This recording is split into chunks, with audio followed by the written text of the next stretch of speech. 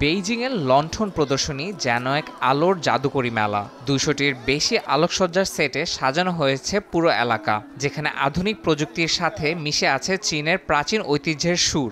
বিভিন্ন রঙের আলোর বিচ্ছরণে পুরো আকাশ যেন আলোকিত হয়ে উঠেছে, আর সেই আলোর দুনিয়ায় মুগ্ধ হয়ে হাঁটছেন দর্শনার্থীরা।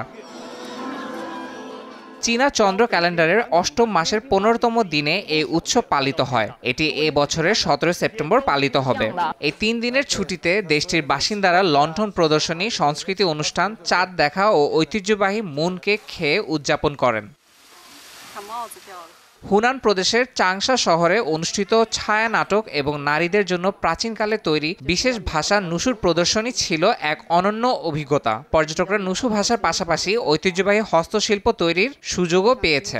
এটি আমার প্রথমবারের মতো এত বড় লণ্ঠন প্রদর্শনী দেখার অভিজ্ঞতা। আমি সত্যিই মুগ্ধ। এখানে শুধু প্রযুক্তির আধুনিক দিকই নয়, চীনা ঐতিহ্যেরও ছোঁয়া রয়েছে। এছাড়া জিঙ্গাং প্রাচীন শহরে চলছিল চীনের ঐতিহ্যবাহী ফুলের ড্রাম অপেরা ও বিয়ানলিয়ান পারফরম্যান্স। নদীর তীরে এই মনোমুগ্ধকর প্রদর্শনী চলাকালীন পর্যটকরা নৌ ভ্রমণের মাধ্যমে প্রাচীন ও আধুনিক চীনা সংস্কৃতির এক অপূর্ব মেলবন্ধন উপভোগ করেন। ইয়াসিন মোহাম্মদ জিসান, সময় সংবাদ।